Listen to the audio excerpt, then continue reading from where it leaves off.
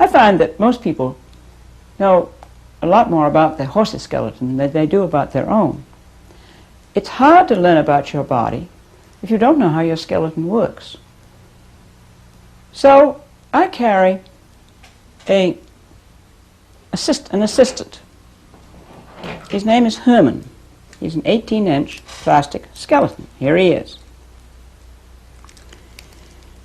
Let's start with the pelvis. This is a collection of bones firmly knitted together. They're not fused, but move with this tight connection as a unit.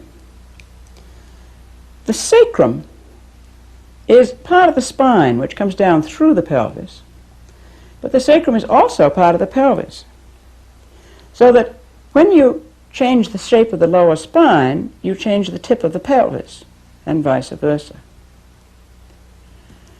Weight from above is going to come down through the spine, through the sacrum, and push the back of the pelvis down. The legs, on the other hand, come into the pelvis at the hip joints, and they are about in the middle of the pelvis, ahead of the sacrum. The seat bones are directly below them, so that any pressure from below, from the legs or from the seat bones, is going to tend to push the front of the pelvis up. And this makes the pelvis into sort of a cantilever or bridge between the hip joints and the sacrum. And there's a certain amount of spring here for the body. If, however, a rider hollows the lower back, the front of the pelvis is pushed down and the seat bones are pushed back, so they sit under the sacrum. And in this case, all the nice spring that we had is gone, and there is only a shearing motion of the lower vertebra of the spine on the sacrum. And this is the cause of much back pain in riders. We are supposed to have a straight back. Now we come to the legs. The leg has a ball on the end of it, which fits into a socket in the pelvis. It is called a ball and socket joint. The leg comes straight out from this socket to a corner, the greater trochanter, and from there it goes at right angles down to the knee. This gives the hip joint great freedom, forward and back, sideways, and rotary. This joint, as is all joints, is very slippery. Cartilage on cartilage is as slippery as ice on ice until we interfere with it or damage it. So, with training, such as skaters and dancers, this joint is free to do things like this. Most of us can't do that, but the skeleton allows it.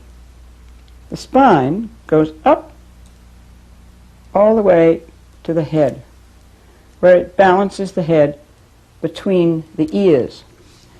Now, if you put your fingers right up under the lobes of your ears and point them at each other, you point to where the spine balances the head. The head weighs 10 or 15 pounds, so it's essential to balance it well, or you will cause tension to prevent it from falling off. Now, what part of the horse's head does this represent?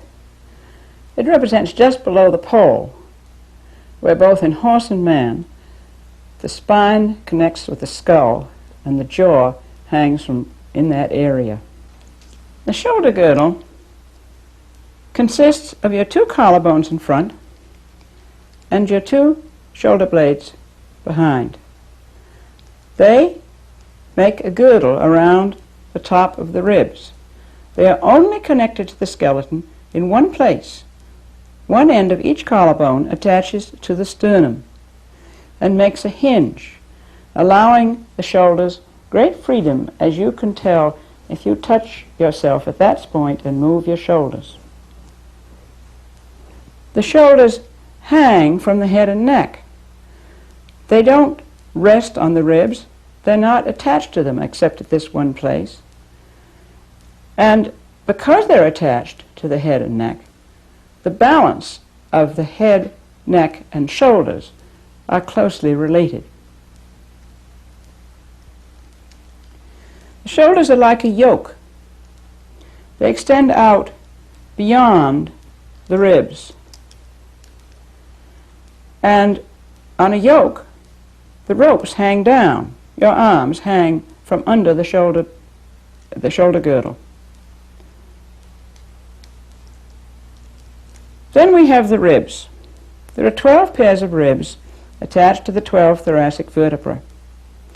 There is some motion in these attachments in the back, and the front of the ribs have more motion because they are attached to the sternum by cartilage, and cartilage is movable. So the ribs as a whole have considerable freedom to move up and down when you